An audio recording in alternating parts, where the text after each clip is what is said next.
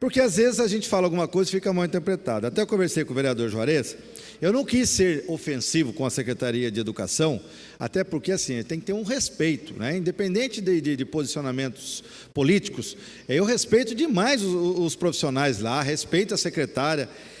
O que eu quis dizer especificamente com relação ao uniforme, que isso está se tornando até chacota para a gente. Eu vou para São José, o pessoal fala, nossa, como é difícil comprar uniforme lá em Jacareí.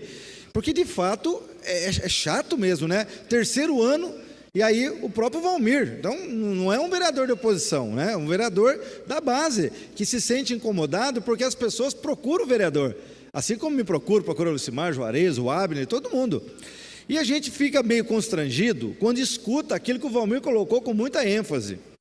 A resposta que um certo departamento da prefeitura deu para uma mãe é que eles não tinham o que fazer. Ô, gente, desculpa, isso não é uma resposta que você dá para uma mãe, né, Derbal? Essa é a minha crítica. Eu acho assim, Lucimar, como alguém falou aqui, não é tantos uniformes assim, acho que o Derbal falou que vai verificar. Vamos imaginar que fosse 50 uniformes, é uma quantidade relativamente pequena. Então, o que a gente tem que fazer? Compra separadamente o uniforme para esses 50. Agora, se passar disso, aí o número já começa a assustar. Aí o problema é da empresa. Então, tem solução sim.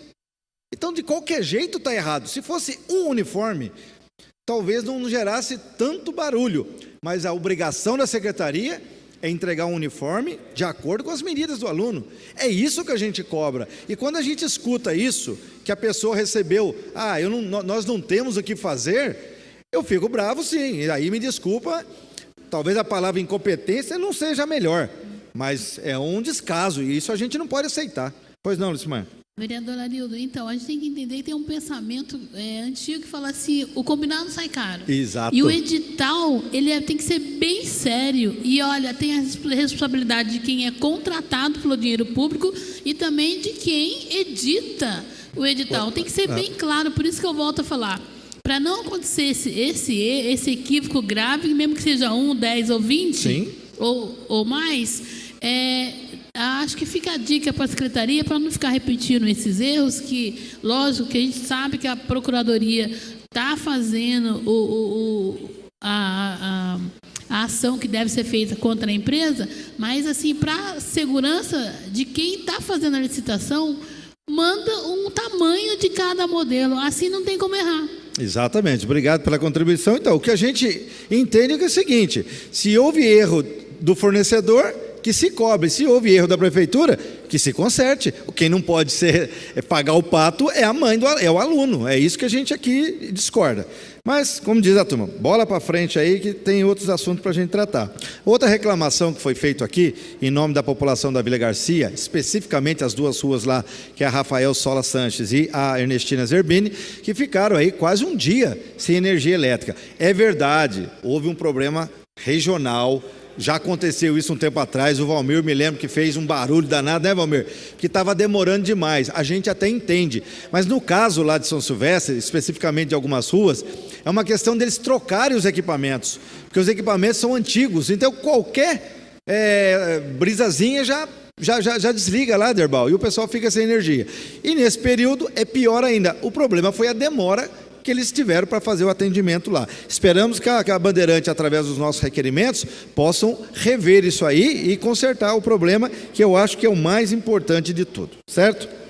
Bem, agora eu quero entrar aqui num detalhe, que é o seguinte, até o Juarez falou das creches, é verdade, a gente fica feliz quando a gente entrega as creches, né, para poder aí sanar um problema de demanda, e a gente fica mais feliz em saber que o atual prefeito está continuando as obras do prefeito antigo, porque essas creches, a maioria delas, se não todas, foram iniciadas no governo passado, né? E agora eu sei que tem uma que está começando, já está pela metade ali perto do parque da cidade. É isso que a gente quer, que a roda gire para frente, não para trás.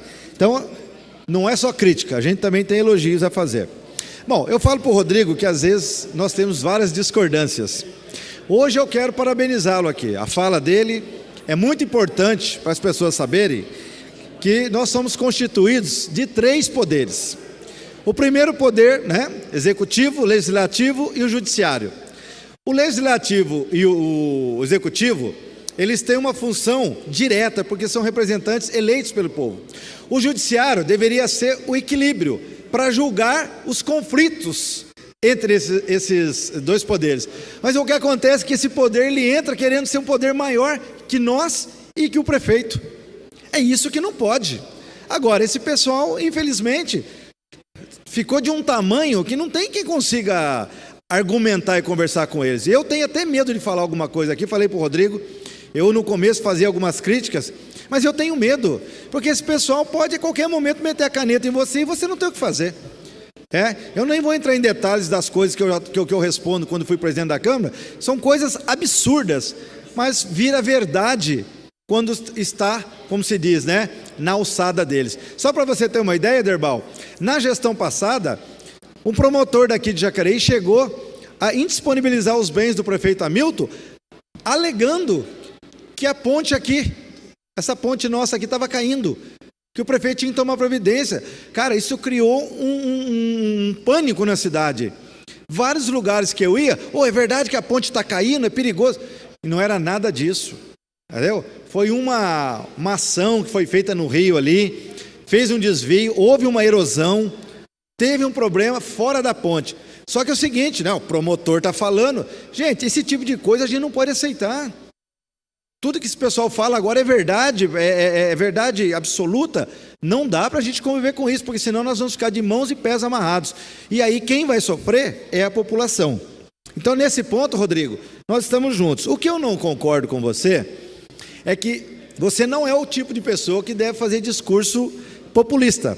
Essa história de tirar estacionamento, minha gente, qualquer administrador de bom senso sabe que nós temos vários problemas no centro de Jacareí.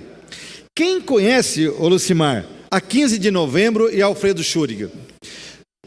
Onde é o Educamais Centro, onde era o antigo Trianon, ali tem uma curvinha. Se você colocar 2 ônibus ali, Gilson, não passam. Tão estreito que é. Você acredita que tinha estacionamento ali, Aderbal? Tinha estacionamento ali.